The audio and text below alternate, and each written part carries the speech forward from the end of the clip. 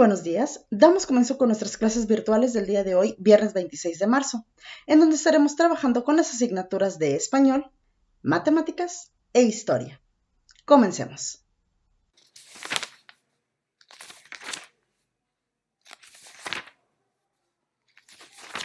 Iniciemos con nuestra clase de español y el día de hoy vamos a trabajar con el tema Elijamos un poema. ¿Qué es lo que vamos a hacer? A continuación yo te voy a presentar 3 poemas. De los 3 que te muestre, necesito que elijas el que más te guste y lo vas a copiar en la libreta, ¿de acuerdo?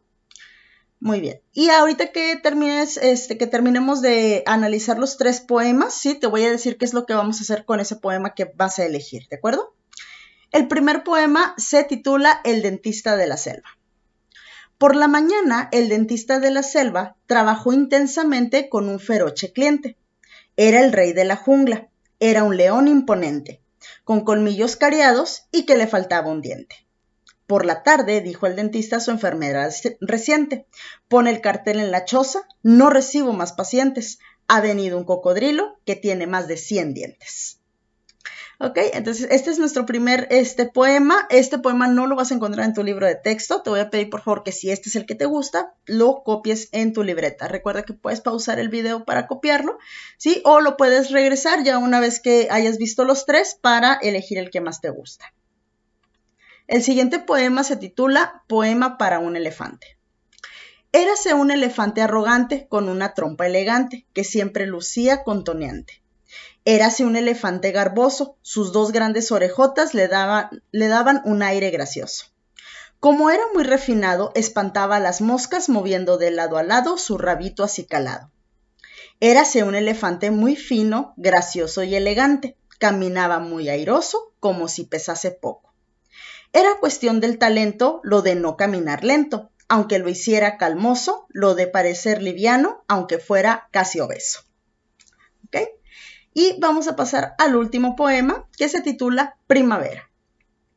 En las mañanicas del mes de mayo cantan los ruiseñores, se alegra el campo. En las mañanicas, como son frescas, cubren los ruiseñores las alamedas. Ríense las fuentes tirando perlas a las florecillas que están más cerca. Vístense las plantas de varias sedas, que sacar colores poco les cuesta. Los campos alegran tapetes varios, cantan los ruiseñores, se alegra el campo. ¿Ok? Entonces estas son los 3 poemas que te muestro. Recuerda, solamente debes de elegir uno de los 3 y copiarlo en la libreta. ¿Qué es lo que vas a hacer después de copiarlo en la libreta? Vas a hacer esta siguiente actividad. Primero vas a buscar el significado de las palabras que desconozcas. Haces una lista y buscas su significado en el diccionario o también lo puedes investigar en internet. Una vez que hayas terminado eso, quiero que identifiques las rimas y subráyalas, ¿de acuerdo? Ya estuvimos trabajando con lo que son las rimas consonantes y asonantes. Tienes que identificar ambas y las vas a subrayar del color que más te guste, ¿ok? De hecho, también puedes identificar a lo mejor de un color las consonantes y de un color diferente las asonantes, ¿ok? Y por último, vas a escribir cuáles son los sentimientos y las emociones que el autor manifiesta en el poema, ¿ok? Recuerda que es el poema que tú elijas de los 3 que te mostré. Y bueno, una vez que termines de realizarlo, no lo olvides, tomarle fotografía a tu libreta, subirla a la plataforma de Google Classroom y con esto estaríamos terminando nuestra clase de español del día de hoy. Pasemos a la siguiente asignatura.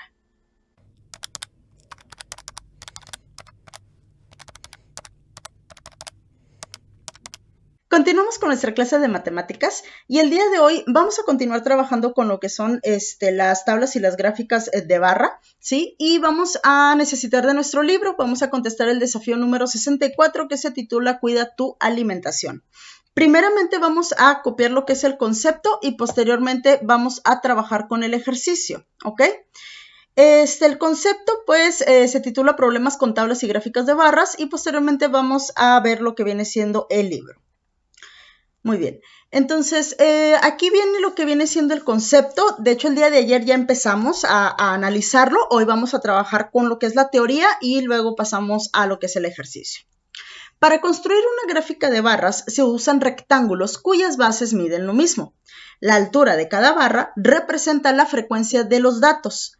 A partir de la información contenida en tablas y gráficas, es posible responder varias preguntas. Por ejemplo, de acuerdo con la tabla y gráfica de barras. Entonces tenemos aquí lo que son esta tabla y tenemos la gráfica de barras. ¿Sí? ¿Qué es lo que nos están mostrando aquí? Los colores preferidos de los alumnos de cuarto grado. Tenemos el color amarillo, rojo, azul, morado y verde, ¿sí? Tenemos un total de 64, es decir que esta encuesta, ¿sí? La contestaron 64 alumnos. Y la frecuencia es la cantidad de alumnos que elige cada color. Por ejemplo, el amarillo lo eligieron 16 alumnos, el rojo 10 alumnos, el azul 18 alumnos, el morado 6 alumnos y el verde 14 alumnos, ¿ok? Y aquí representamos lo que es la tabla. Si observas, del lado inferior hacia arriba de manera horizontal tenemos una numeración. En este caso va de 2 en 2. Empieza en el 0, 2, 4, 6, 8, 10, 12, 14, 16, 18. La cantidad de números que nosotros vemos en este lado dependerá totalmente de los datos que se obtengan, ¿ok? ¿Qué es lo que hacemos? Observamos la frecuencia y analizamos cuál es la mejor manera de escribir estos datos. Muy importante tomar en cuenta esto porque en las próximas clases vamos a empezar a realizar nosotros mismos una gráfica, ¿ok? Entonces, ¿qué es lo que vamos a analizar aquí? Vemos que, por ejemplo, el amarillo dice que es 16 y si te fijas, el amarillo llega hasta el número 16. El color rojo 10. Aquí observamos que llega hasta el 10, el azul a 18, ¿sí? El morado en 6 y el verde llega hasta el 14, ¿ok? Entonces, así a simple vista, ¿cuál es el color que más les gusta a los niños? De hecho, es la primera pregunta, ¿qué color prefieren los alumnos? El azul, exactamente. Y de hecho lo podemos ver a simple vista porque el azul es el más alto, ¿sí? Es el más alto, por lo tanto, pues sabemos que es el que mayor preferencia tuvo. Y luego dice, la segunda, ¿qué color es el menos favorecido? El morado, ¿sí? ¿Por qué? Pues porque es el más pequeñito, es el que menos votos tuvo. ¿Cuántos alumnos fueron entrevistados? 64 alumnos. ¿Por qué? Porque lo tenemos aquí. Ahora, si esto no lo tuviéramos, este total de aquí, lo único que debes de hacer es sumar el total de las frecuencias o cuántos contestaron, que el total es 64. Y por último, ¿cuántos colores seleccionaron los alumnos? 5 colores, ¿ok? Estamos trabajando solamente con 5 colores. Por ejemplo, aquí no tenemos el negro, no tenemos el blanco, no tenemos el café, porque esos colores no fue elegido por ninguno de los alumnos, ¿ok? Entonces, esa es la manera en que nosotros podemos hacer esta tabla. Vamos a ver una tabla diferente. Igual tenemos primero lo que son las tablas y luego tenemos una gráfica de resultados, ¿sí? Y esto pues nos lo va a mostrar, pero con otros datos diferentes, con un tema diferente. Ahora, una cosita muy importante que de hecho viene aquí, la gráfica de barras puede ser horizontal o vertical. ¿Qué quiere decir esto? Aquí lo estamos trabajando de manera vertical, es decir, de abajo hacia arriba, pero también lo podemos hacer de manera horizontal, es decir, de izquierda a derecha. ¿Sí? También se puede realizar así, ya nada más dependerá mucho de pues, los gustos, ¿sí? Comúnmente se utiliza esta. ¿Ok? Muy bien, entonces ahora vamos a pasar a nuestro libro. En la página 117 y 118 tenemos aquí lo que es el desafío 64 y también como dato extra, este desafío es el último del bloque 3, ¿sí? Ya estaríamos finalizando lo que es el bloque 3 para continuar ya con el 4. Muy bien, entonces, ¿qué nos presentan aquí? En la siguiente tabla se registraron los problemas de sobrepeso en la escuela Nezahualcóyotl. Y en la gráfica, la venta semanal de algunos productos. Con base en la información de la tabla y la gráfica, contesten las preguntas. Entonces, primeramente vamos a analizar lo que es la tabla. Aquí en la tabla tenemos, pues que es de la escuela Nezahualcóyotl, tenemos los grados de primero a sexto, el total de alumnos de cada uno de los grados, cuántos niños tienen sobrepeso, cuántas niñas tienen sobrepeso, ¿sí? ¿Cuántos niños están en riesgo de sobrepeso y cuántas niñas en riesgo de sobrepeso? ¿Qué quiere decir esto? Que todavía no llegan al sobrepeso, pero existe el riesgo. ¿Y cuál es una de las razones del sobrepeso? Exacto, la mala alimentación, ¿ok? Para que tengan mucho cuidado con eso. Sí, el sobrepeso es algo muy, muy dañino y que lamentablemente en México tenemos un alto sobrepeso, sobre todo en niños y en niñas. Esto se debe a la mala alimentación, ¿ok? Recuerda que una alimentación balanceada viene siendo el plato del bien comer, que debe de incluir sobre todo lo que son verduras y durante la mitad de mañana, mitad de la tarde, pues estar consumiendo muchas frutas, ¿ok? O de postre, también lo puedes hacer de postre después de las comidas, ¿de acuerdo? Nada de papitas, coca, dulces. Sí los podemos comer, ya lo habíamos hablado anteriormente, ¿sí? Ya lo hemos platicado. Podemos comer comida chatarra, no es que esté prohibida por completo, pero es muy diferente comer una pizza, una hamburguesa, un refresco una vez a la semana, una vez a la quincena o en el cumpleaños del amigo, de la mamá, del papá, sí, de mi compañero o incluso en mi cumpleaños, sí, en mi cumpleaños todo el día es comida chatarra, sí, pero el resto del mes, pues sí, como verduras, como fruta, como carne, leguminosas, ¿de acuerdo? Recuerda, todo en exceso hace daño, incluso la comida saludable, en exceso hace daño. Si tú te acabas una sandía completa, pues sí te va a caer muy pesado. ¿Sí? Entonces hay que tener mucho cuidado, por eso siempre nuestra dieta debe de ser balanceada. Entonces, ¿qué es lo que tenemos aquí? Tenemos que en primer grado tiene un total de 35 alumnos, 4 niños y 5 niñas con sobrepeso, 3 niños y 3 niñas en riesgo de sobrepeso. En segundo grado tenemos 32 alumnos, 3 niños y 3 niñas con sobrepeso, 2 niños y 1 niña en riesgo de sobrepeso. En tercer grado tenemos 40 alumnos, 4 niños y 3 niñas con sobrepeso, 1 niño y 3 niñas en riesgo de sobrepeso. En cuarto grado, un total de 38 alumnos, 2 niños y 1 niña con sobrepeso y 2 niños y 2 niñas en riesgo de sobrepeso. En quinto grado, un total de 36 alumnos, 1 niño y 1 niña con sobrepeso, 4 niños y 3 niñas en riesgo de sobrepeso. Y sexto grado, con un total de 40 alumnos, tenemos 3 niños y 3 niñas con sobrepeso y 2 niños y 3 niñas en riesgo de sobrepeso. ¿De acuerdo? Muy bien. Ahora vamos a analizar qué es lo que se consume en la cooperativa escolar, es decir, la tiendita de la escuela. ¿Sí? Aquí tenemos el total de ventas, ¿sí? Que si te fijas, empezamos en el 0 y terminamos en el 300. Recuerdas que te expliqué que esta numeración va a depender totalmente de los datos que tengamos. Entonces tenemos del 0 al 300. ¿Y qué es lo que se consume? Se consumen frituras, dulces, refrescos, fruta picada, tacos y agua de fruta. ¿Ok? Así como lo vemos, ¿qué es lo que más se consume? Así es, dulces. Por eso el sobrepeso o el riesgo de sobrepeso. Sí, tenemos dulces, de ahí que seguiría como más alto o en segundo lugar. Muy bien, las frituras. Después, los refrescos. Si te das cuenta, la comida chatarra es lo que más se consume en esta escuela. Es por eso el problema del sobrepeso. Y la fruta picada, tacos y agua de fruta, pues lo tenemos en menor cantidad, ¿sí? Debido a esto, pues, no hay una buena alimentación, ¿ok?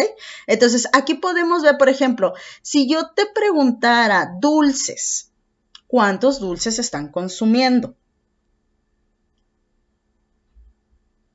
Si contestaste 250, no es correcto, ¿ok?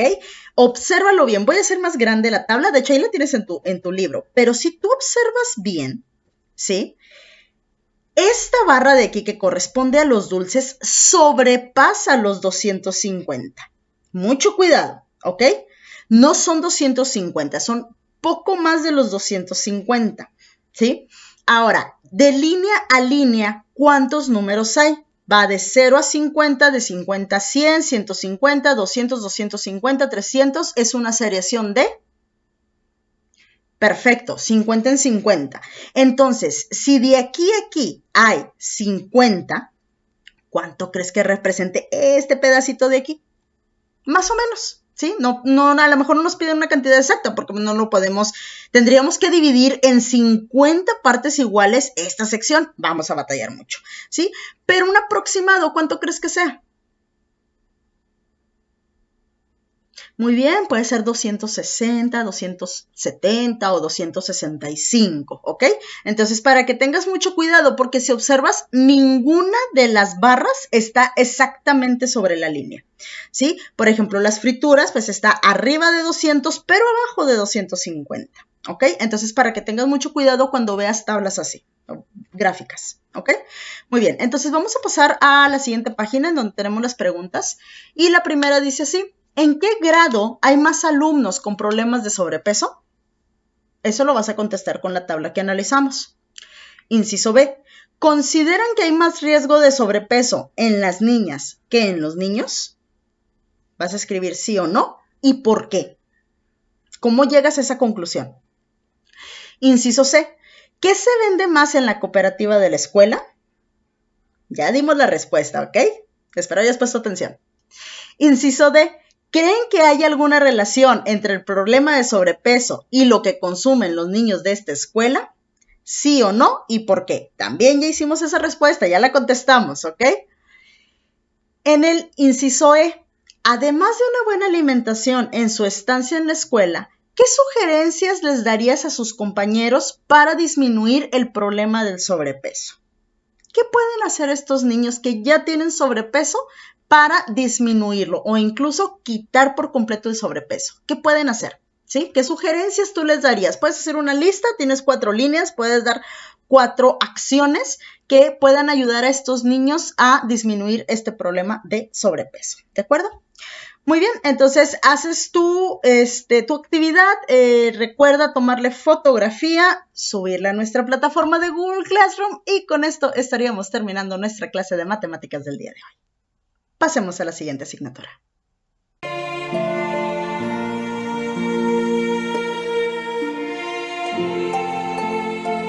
Finalizaremos nuestra clase de historia con el tema la sociedad virreinal.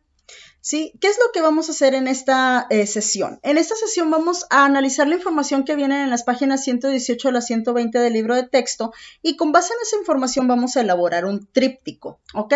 Para hacer el tríptico necesitas algunos materiales, ¿sí? No son muchos materiales y los puedes tener ahí en casa, ¿ok?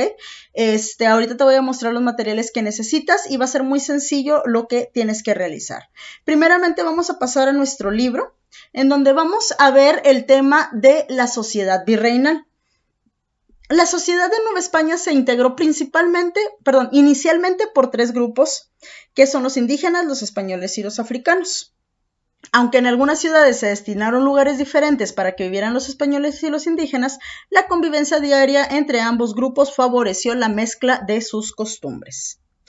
Debido a que la población indígena disminuyó por las epidemias y las guerras de conquista, los españoles trajeron esclavos africanos para destinarlos a diversos trabajos en las minas y en las haciendas azucareras. Los indígenas fueron reunidos por los españoles en nuevos poblados para facilitar su evangelización y cobrarles tributo. En algunos casos mantuvieron características de su organización prehispánica como la propiedad comunal. Los esclavos que venían de muy lejos eran vendidos a costos muy altos, por lo que la mayoría fueron hombres, ya que sus amos los hacían trabajar mucho para recuperar lo que habían invertido en ellos. Aunque la mayoría eran africanos, algunos venían de China, Filipinas o India. También hubo casos en que los españoles esclavizaron indígenas con los que habían peleado durante la conquista. Con el paso del tiempo, la convivencia entre españoles, indígenas y africanos dio origen al mestizaje y a las castas. Los hijos de padres de distintos grupos sociales y étnicos formaban las castas. Según el origen de los padres, se daba un nombre diferente a cada casta. Por ejemplo, los hijos de un español y una indígena eran llamados mestizos y los de un español y una africana eran llamados mulatos. ¿Ok? Entonces, ¿qué es lo que sucede? Aquí, como los españoles llegan a conquistarnos y se quedan aquí para establecer su nuevo reino, empieza a haber una combinación de costumbres, una mezcla de costumbres, ¿sí? Pero también empieza a ocurrir esto de lo que viene siendo el mestizaje, ¿sí? Empiezan, por ejemplo, algunos españoles empiezan a hacer pareja con los indígenas, ya sean mujeres españolas con hombres indígenas, u hombres españoles con mujeres indígenas, ¿sí? A esta combinación de sociedades o de razas, ¿sí? Pues se le conoce como el mestizo. El español con un indígena es el mestizo y el español con una africana, ¿sí? Eran los mulatos. ¿Ok? Entonces era algo muy común que con sus mismos, ellos utilizaban a los indígenas y a los africanos como esclavos, ¿ok? Entonces, o a veces como, no tanto como esclavos, pero sí como los ayudantes de casa, ¿sí? Los tenían ahí como sirvientas o pues para que hicieran todos los trabajos o labores pesadas. Pero en muchas ocasiones pues se terminaban enamorando, ¿sí? De tanto tiempo de convivencia y terminaban teniendo hijos, ¿ok? Entonces, estos hijos, como era una combinación de un español con una indígena, pues se le conocía como un mestizo. ¿Ok? Y el español con la africana era un mulato, ¿de acuerdo? Muy bien.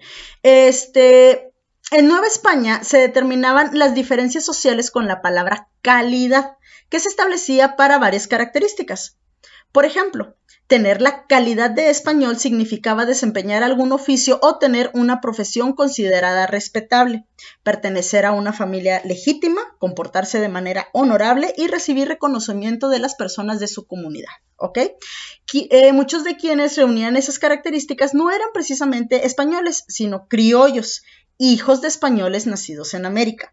¿Ok? Entonces, ¿qué pasa aquí? Empieza a haber todo este mestizaje, pero los españoles utilizaban mucho la palabra calidad, ¿sí? La calidad significa algo de alto rango o algo muy bueno. De hecho, hoy en día lo utilizamos. Podemos decir, este objeto es de muy buena calidad y este objeto es de muy mala calidad.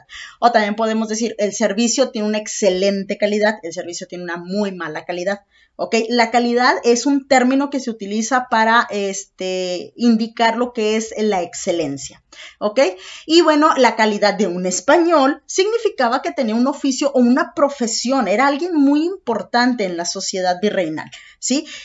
Cuando un español no tenía calidad, pues era algo muy malo. ¿Ok? Entonces, ahora, ¿recuerdas que pues hablábamos de la combinación de castas? ¿Sí? Los hijos de españoles, es decir, mamá y papá eran españoles, pero el hijo nacía aquí en México, ¿sí? Se le llamaban criollos, no se les llamaba españoles, ¿ok? Porque no nacían en España, ¿sí? Entonces, empieza, bueno, a ver todo este cambio. Los pobladores de Nueva España que habían nacido en España, también llamados peninsulares, formaban el grupo más pequeño y privilegiado de la población. Tenían el control económico y político y desempeñaban importantes puestos en el gobierno. ¿Ok? Es decir, que eran los españoles que ya venían desde España. ¿Ok? Ellos también conocidos como peninsulares eran como que los jefes, ¿no? Eran los más altos rangos de la sociedad. Tenían puestos en el gobierno, se controlaban lo que viene siendo toda la economía. ¿Ok? Tenían puestos muy, muy importantes.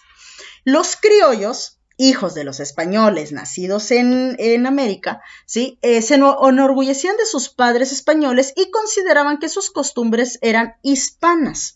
Sin embargo, los extranjeros que visitaban Nueva España consideraban que las personas tenidas por calidad de españoles no se parecían a los de Castilla y tenían muchas costumbres de origen indígena, por lo que sus gustos, sentimientos y forma de vida eran ya propiamente de una nueva cultura, la novohispana. ¿Sí? Es decir, venían extranjeros de otros países y pues sí veían a los criollos, pero no eran tan considerados como españoles. ¿Por qué? Pues porque estos criollos, al ser nacidos aquí en México, pues empiezan a tomar, de hecho, hasta su lenguaje cambiaba, ¿sí? Su forma de hablar cambiaba.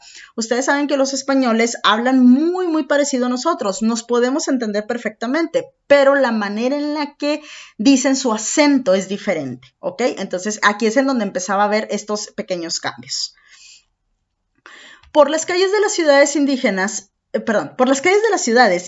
y mestizos trabajaban en distintas actividades. Vendían comida, frutas, animales domésticos o acarreaban agua en ollas que cargaban mediante cintas de cuero, desde las fuentes situadas en las plazas hasta las casas. Además, solían contar las novedades y las noticias ocurridas en la comunidad.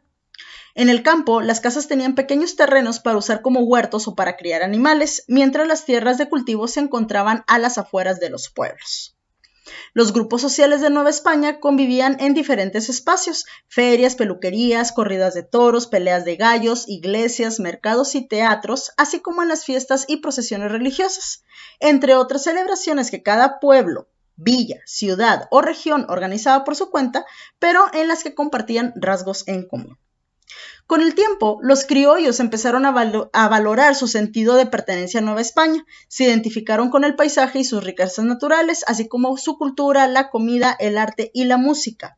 Sin embargo, la desigualdad de oportunidades frente a los españoles recién llegados en el siglo XVIII produjo malestar social, que era como te decía, ¿sí? Los españoles que venían de España no aceptaban a los criollos, que eran los hijos de los españoles nacidos aquí en América, ¿ok? Entonces decían, no, es que tú naciste en América, tú no naciste en España, entonces no te puedo considerar un español, ¿sí? Entonces empieza a haber este desagrado en la sociedad. De hecho, desde aquí ya comienza lo que es la discriminación, porque eso es lo que estaban haciendo, estaban discriminando a los hijos de los españoles por no pertenecer al mismo estatus social, ¿ok? Entonces aquí es donde da comienzo todo esto de la discriminación, que bueno, hoy en día pues estamos tratando de erradicarlo. ¿Ok? Muy bien. Ahora vamos a pasar a lo del tríptico, ¿sí? Todo esto que acabamos de ver vienen siendo las características de los diferentes grupos sociales. Aquí en la página 121 viene la actividad del tríptico. La puedes leer, la puedes observar, como quiera te la voy a explicar, ¿ok? ¿Qué es lo que vas a hacer? Primeramente, vamos a reunir lo que son los materiales, ¿sí? Necesitamos una hoja de máquina, puede ser de color, el que más quieras, o puede ser una hoja de máquina blanca, ¿ok? Si no tienes hojas de máquina, puede ser una de la libreta, no te preocupes.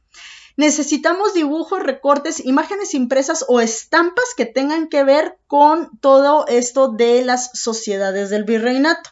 Vamos a ocupar tijeras y pegamento, ¿ok? Entonces, rápidamente te voy a mostrar aquí más características que no vienen en tu libro de las diferentes culturas, sociedades que tenían lo que viene siendo la Nueva España. Aquí, por ejemplo, menciona pues sobre lo de los criollos y los peninsulares, y si tú observas la imagen, sí podemos ver que ellos son españoles. Si ves cómo están vestidos, el lugar en donde están, se puede ver que son unas personas o una familia de un estatus social muy alto. ¿Sí? Podemos ver, no ves que sean pobres, no se ve que sean, que estén trabajando o que sean esclavos, ¿sí? Ahorita vas a notar mucho la diferencia cuando te muestre la siguiente imagen en donde están los indígenas, ¿ok? Estos indígenas, aquí si tú puedes ver, están en la granja, están trabajando, cuidando a los hijos, están aquí con la mula o el burro. Entonces hay bastante diferencia de esta imagen a esta imagen de aquí, ¿sí? Entonces vemos cómo el estatus social cambia muchísimo de los españoles a los indígenas. Y ahora te muestro una imagen de los africanos, que vienen siendo, pues lo que vienen siendo los esclavos. Si te fijas aquí, pues tenían un maltrato. De hecho, aquí les están dando con un látigo, están haciendo trabajos muy pesados. Entonces, puedes observar las tres imágenes que están completamente distantes en la cuestión del estatus social de cada uno de ellos, ¿ok?